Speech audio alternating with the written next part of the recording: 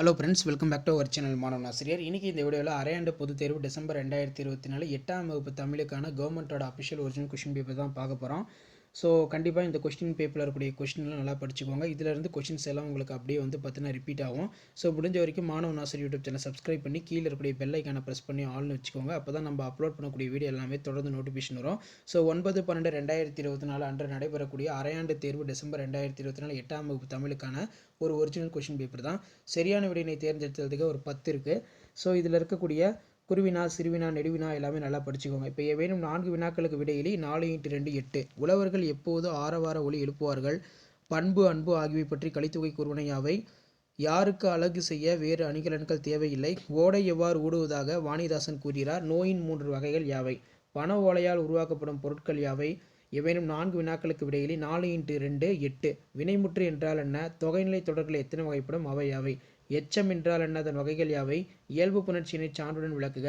பா எத்தனை வகைப்படும்? அவை யாவை? சந்திப்பிழை என்றால் என்ன? மனப்பாட பாடல் கேட்கப்பட்டிருக்கு. நெக்ஸ்ட் 4×4 16. தாய்மண் மீதான செவ்விந்தியர்களின் பற்று குறித்து சியாடல் கூறும் கருத்து. பிரம்பு கொண்டு பொருட்கள் செய்யும் முறையினை மூங்கிலால் செய்யப்படும் பொருட்கள் குறித்து எழுதுக. வாழ்வில் கடைபிடிக்க வேண்டிய பண்பு நலன்கள் நீங்கள் கருதுவன யாவை? இந்திய தாய் எவ்வாறு காட்சியளிக்கிறார்? கொங்கு மண்டல சதகம் கூறும் கொங்கு மண்டலத்தின் எல்லைகள் யாவை? பெயரெச்சம் வினையெச்சம் இரண்டிற்கிடையே உள்ள 5 சான்றுகளை எழுதுக. எவையேனும் 5 வினாக்களுக்கு விடையிலி. வாழ்வில் நாம் கடைபிடிக்க வேண்டிய பண்பு நலன்களாக நீங்கள் கருதுவன யாவை? அல்லது நோயின்றி வாழ நாம் என்னென்ன வழிகளை கையாளலாம்? புத்தியினை தீட்டி வாழ வேண்டிய முறையினை கவிஞர் ஆலங்குடி சோமு கூறுவன யாவை? அன்றாட வாழ்வில் நாம் பிறருக்கு எத்தகைய உதவிகளை செய்யலாம்? எவையேனும் ஒன்றனுக்கு விடையிலி. காலம் உடன் வரும் கதையினை சுருக்கி எழுதுக.